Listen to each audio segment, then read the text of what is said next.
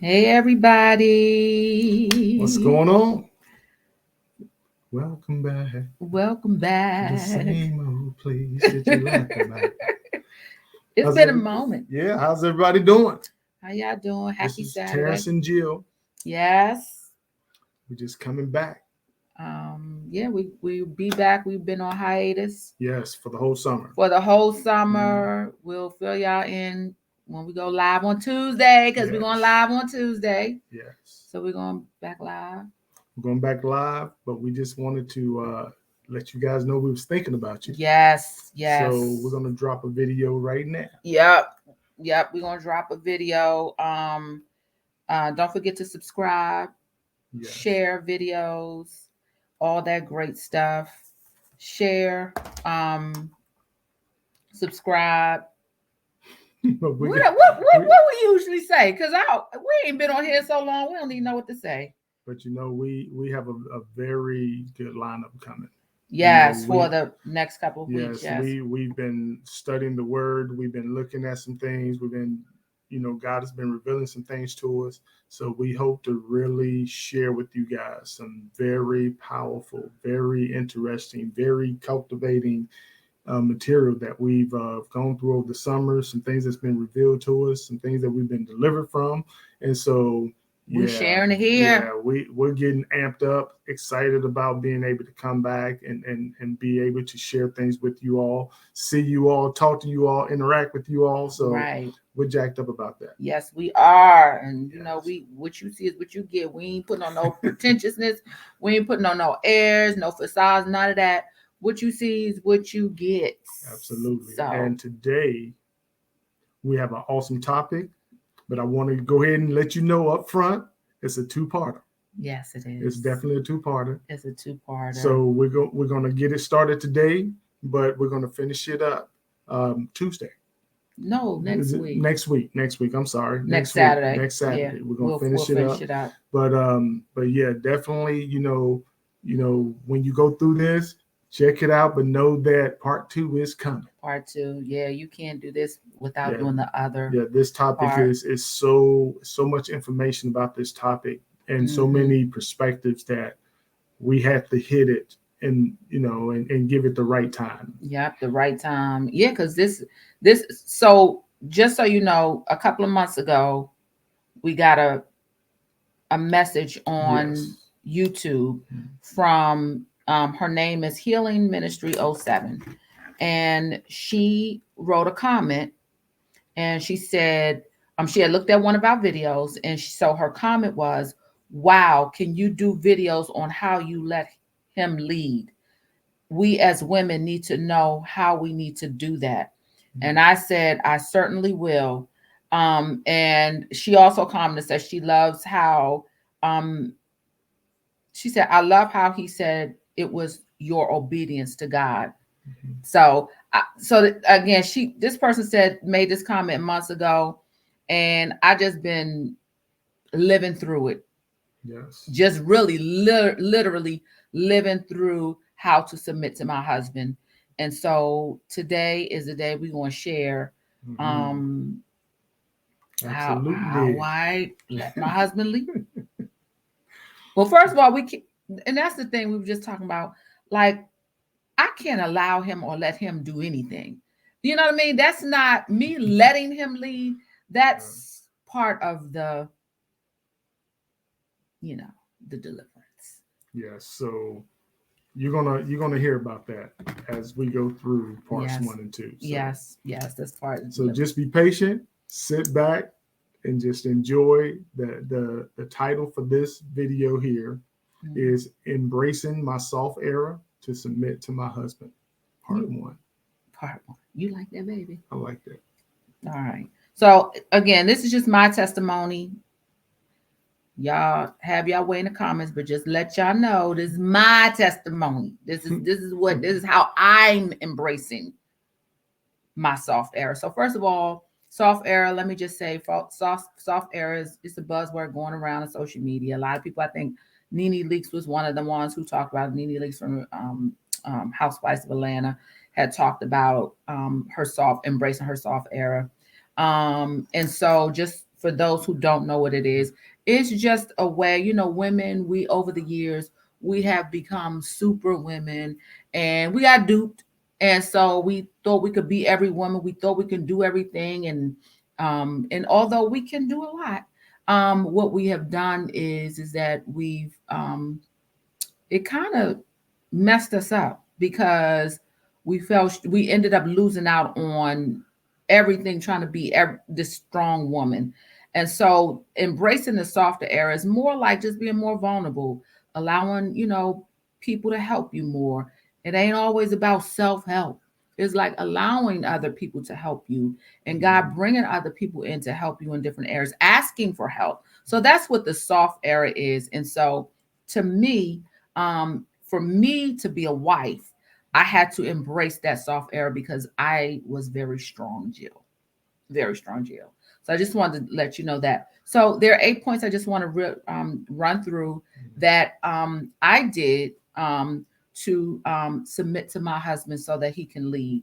And so let me just go through them really quickly. So the very first thing is that I believe the word of God. Like I believe God, I believe the word of God. And so I definitely believe Ephesians 5:25, Ephesians 5:22 that says, wives submit to your husbands. So I believe that that is the order of God, like submitting to your husband. I want to be obedient to God, definitely obedient to his word and his will. I want his will, his perfect will for my life. And then I wanted his hand in, our relationship. So I had to, the first way I knew how to submit is to, I believe God. I believe his word. And that's important. That's really important because one of the things we have to understand when you get in a relationship, first thing you want to do is trust God in the first place. Put God in front of that thought before, when you even make that decision, make God the head of that decision in the beginning. Why? Because when you get with another person, God didn't make any of us to think just alike. Right. So you're going to come into a situation sometime in that relationship, and more often than you think, where you just don't agree with how the other person does something versus how you do it or what they think about that particular topic. And the one thing that can easily help you get through this or come to some type of compromising resolution is to understand that God don't make mistakes. So if you trust God and you trust who he chose as your mate, and what his word says and what his rules are for marriage, absolutely, then you should trust that that's still the right person that you're with. It's up to you now to figure out how you're going to work this out because God didn't make a mistake. Number two is that I seen it modeled in my family. So a lot of people don't have this, I'm going to call it a luxury. Not everybody has this luxury, but it was modeled in my family. The women submitted to their husbands. I've seen it modeled from my parents to my grandparents, to my great grandparents, to my aunts. They catered to their man. They submitted to the authority. None of the women in my family, it was just to our generation that the women in our generation, my sisters, my cousins, that we took on this, I'm every woman, career woman type of role. But the rest of the women in our family, from my mother, my aunts, they never had to work if they didn't want to. They didn't have to work. My mother owned a business. My grandmother owned a business. My great grandmother owned a business. They did what they wanted to do, not what they had to do. So they were able to be submissive to their husbands, and their husbands took lead of the home.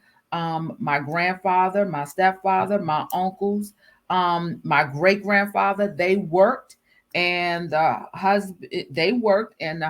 wife, catered around the house and submitted to his lead, and so I've seen it modeled in my family.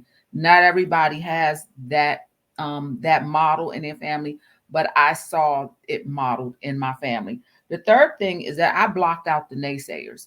Like there are women, Like I have many friends. I have many friends who were raised by single parents, and they're like, no, me and my husband, we're, I make some decisions, we are an equal household. And it wasn't so much about equality or anything. To me, it's the order of God. And so if that works for them, that's fine. But for me, I blocked out. Yes, I fixed my husband his plate. I'm going to fix his plate. I've seen it modeled. I submit to that type of catering to my husband. I can't say I allow him to lead, but yes, I allow him to lead. That's how I was going into this marriage. This is what I wanted to do. I was ready to do. Yes, I'm going to cook for my husband. All that great stuff. He's the head of the. I believe in traditional roles, roles as far as the household. But and many of my friends, they don't. And so I blocked out. Okay, well, you do what works best for you, but for me and my house, this is what I'm going to do. The fourth thing is that I have maxed out my singlehood. I think I've said this in other videos. One of the things, we ain't here to give no advice. That's what we should have said in the beginning. We ain't here to give no advice. We just giving our testimony. But in my single season, and if I can give any advice, in your single season, max out on your single season. In my single season, I had bought my first home. I had brought my dream car, my BMW, right off the BMW lot. I did real estate. I got my degrees, my master's degree. I opened a business. So I maxed out on my single season. So when it was time to come into a marriage, I knew that I could submit to a husband because I was not trying to. I had already did my own thing for so long. So I wasn't like, oh, but I want to go to school and you're not going to and I want to go back to, and I want to open up. I had maxed out on my single season. So I was ready to submit. The fifth thing was that I was just tired of being strong Jill. Like I said, I had maxed out on everything in my family. They looked at me as strong Jill. And I pour out to so many, whether it's, I'm always a phone call away. I'm going to give you advice. If somebody need to cry on my shoulder, if they need money, if they, need attention, if they need, they need babysitters, whatever people needed, like, especially my family members, like I was always the one, I'll do it. I'll take care of it. I'll handle it, whatever it is. And so I was maxed out on that.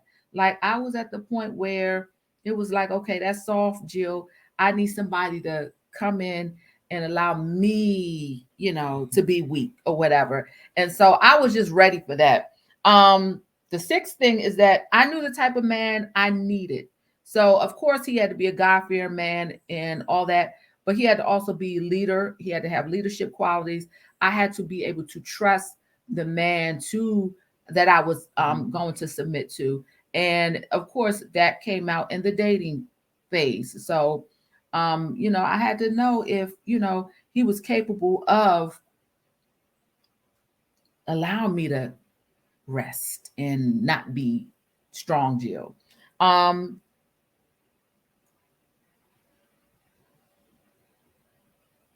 the seventh thing is that I prepared myself through the course of, first of all, before we met, I had already went in saying that I was going to phase out my business. I was starting to make room for my husband. So I was going to, because I wanted it to be our stuff together, our things together. So I was preparing. And even, let us be transparent. Like today, well, we have a bank account that we opened jointly, a business bank account that we opened jointly. But since we've been married, we've been operating in our two separate personal accounts. And just today, we opened up 3 personal accounts jointly just today. But that took a process of, merging and things like that, merging things together. So I had started preparing myself and, fading the Jill out, the stuff that Jill built. I was willing to do that because I knew that I wanted my husband to be total lead. And so one of the things I did in the beginning before we got married is I started fading out my business, The Savvy Servant, my nonprofit consulting business. And just this summer, it completely closed. The accounts, the website came down, the social media, all that starting to come down. And so yeah, so that is how I thought in my mind and how I was preparing mentally. Well, let me tell y'all something. I got a number 8 because even though I had all those things that I wanted to do with great intention, I've seen model, I've seen it in my family. I know the word of God. I want to be obedient to the word of God. I was tired of being strong, Jill. I was blocking out the naysayers. I had maxed out on my singleness. I was, all of those things. But clearly, God was saying, you still ain't submitting to your husband 100%. So then he had to take me through it. And then that's my number 8. Number 8 is that I lost my job. And so even though I had all those great intentions, God said, now we're going to put it into practice. And I lost my job. And at that point, I had to relinquish all of my control to my husband's lead. And that caused a great submitting to my husband in a different way, in a totality way. So, and I had to be very vulnerable. I cried a lot because I was used to being in control, used to having my own money, used to having, and I cried a lot. And so yeah, it kind of made me even softer. So that is how, I quote unquote allow him to lead. I mean, there's no better way to say it but if you're submitting to God, you're going to submit to his lead. Mm-hmm. You're going to submit to, and you got to want it. You got to want it, and you got to know that this is what God has planned. It ain't easy. It might take a process. But yeah, that's I hope I've answered your question. Let me look at it again. I hope I've answered your question. Babe, you got any comments? Well, just remember, we said in the beginning, there is a part 2 to this. Yes. So there is another side. Yes. And I'm going to touch on that next week. From the man's point of view. From the man's perspective. Yes. And so, but before I say that, we worry about next week, I will say that you also got to understand that it's a process, no matter which way you go, that you have to get comfortable with, you have to go through. And the reason why I say that is because, one, she said it in the beginning, you can't let a man lead. Either he's going to lead or he ain't. But it's not my but authority. It ain't her authority to say, to give you got permission. my permission to lead. So you have to understand that. Two, what you have to understand, and I say this from a man's perspective, I get it. There are women out there that's doing their thing. She was one of them, okay? Or she is one of them because she's still doing her thing. But I say that because you all are buying houses, you're getting your businesses and they are successful. You're getting your promotions, and my point is, nowadays when women meet the guy that they're going to marry, a lot of times you've already accumulated some things in life, whether it's wealth, whether it's status, whatever it is, you've already accumulated. So it's not trying to take away from what you have done. But the problem is, it's a habit. You've gotten to the habit of being your own boss. You got into the habit of being your own leader. So now when you get married, as much as, look, we're all human. So as much as you may want to submit to your husband and his leadership, it's still a process that you have to get into the habit of doing. So your husband has to also understand that, and has to understand that even when we make decisions, no matter how big or small those decisions are, we have to understand that we're almost, I don't want to say we're on trial, but we're proving to you that you can trust us in those decisions. So it even starts when you're dating.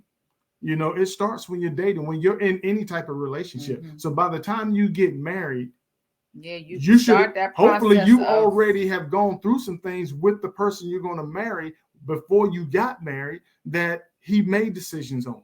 And it gave you an opportunity to say, cool, I agree with that. I can accept that. I understand and it. it's I easy get to it. submit to him. Yeah. And yeah, But if you're not trying to make those choices and be aware of those things when those opportunities arise before you get married, then it's going to cost tension, you a lot and more tension in the home when you get married. Yeah. Yep. Yeah. So Yeah, you want to prepare for marriage before you get married. Yeah. You want to prepare exactly, especially the mindset of it. And so, yeah, you might be tested in it. Once you say, oh, I was like, yes, I got 1 through 7 down. I got it. I got it. And then he said, okay, well, let me test you in it. And I lost my job. And that caused a great submission to my husband. And it was very emotional, but I'm back on track, or we back on track. That's like the rich man that ran into Jesus, you know, and he asked Jesus, what did he need to do? And Jesus said, you need to love your neighbor like yourself, and you need to do this and do that. He said, well, all those things have I done since my youth. And Jesus said, oh, okay, then you need to give away all your riches and sell all your riches and give it to the poor. And he went away sadly. He went away sad because he thought he had everything covered, but no. Mm-mm. So I just say that to say, you know, we may think we're ready, but once you get into it, you're going to learn that, because marriage isn't something that you run into and say, well, I can chill for the weekend. If you're going to be married, you're going to be married every day for the rest of your life. So there's a constant give and take. There's a constant compromise. And if the order is you, woman in the marriage, that's making all the decision, that's the leading the finances, that's ruling the home, you're out of order. You're out of God's order. You're out of God's order. And you might not see that there's a decay, but there is a decay. And 9 times out of 10, when it's in that order, it's decaying the man. It's emasculating him. And that's, to me, that's how men cheat. That's how men run. That's how you come home and their stuff is gone. That's how they feel not respected, not considered, and all of those things. But is it easy? Let me read the question again. Can you do a video on how you let him lead? We as women need to know how we need to do that. I gave you 1 through 7. I don't know what your 1 through 7 look like. It could be 1 through 27. It could be 1 through 2. I know one thing. You need to have number 1.